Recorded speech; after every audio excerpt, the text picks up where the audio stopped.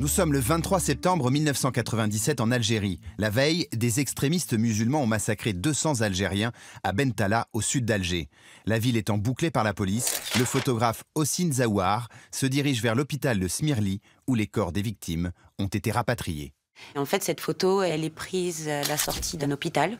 Et elle est suggérée par un cri qu'entend le photographe. Et il se retourne et il voit effectivement cette dame pleurer sa famille qui est morte dans la nuit et dans l'attaque. On sait que là, elle est en train d'absorber un choc qu'elle n'aurait jamais dû subir. Elle fait partie de ces images qui représentent toute la douleur du monde et l'incompréhension devant la connerie des hommes. On est en Algérie, le pays n'est que massacre et tuerie, et le type de photo qui arrive dans la presse est un type de photo très très sanglant. La nation entière était sous un régime terroriste. Bien sûr, c'était un moment très fort. Et bien sûr qu'elle n'était de loin pas la seule affectée. Mais elle est devenue le symbole de ce qui se passait en Algérie à ce moment-là. Cette photo, elle est vraiment très très en contraste avec les images de cette époque-là. Et c'est pas pour rien qu'un journaliste lui a donné ce surnom de la Madone. Il s'agit d'une interprétation de la presse qui, une fois qu'elle l'a vue, s'est rendu compte qu'effectivement elle ressemblait à une Pietà, à notre mère à tous. De toute façon, à partir du moment où les hommes et les femmes sont en robe avec des draps comme ça, il y a un côté biblique qui passe le temps. On a appelé cette photo la Madone, ce qui est ridicule, puisque ce sont des musulmans et qui sont victimes eux-mêmes des extrémistes de leur propre religion.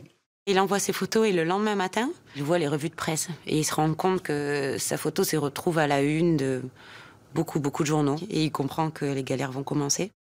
Ce qui ne se voit pas dans cette image, c'est, on pourrait dire, le côté sordide. Il faut quand même l'évoquer, de ce qui s'est produit après.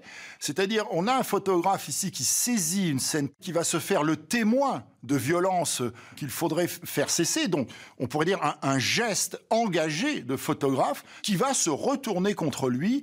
Il va être en but d'abord à des problèmes, puisque les personnes soit ne veulent plus que leur image apparaisse, soit demandent d'être dédommagées pour le fait d'avoir utilisé leur image. La dame, effectivement, la Madone, a porté plainte. Le procès a duré des années, s'est soldé par un non-lieu.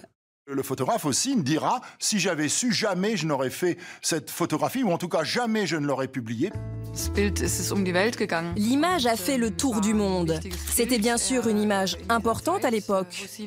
Hossein a reçu le prix World Press, le premier pour un photographe algérien.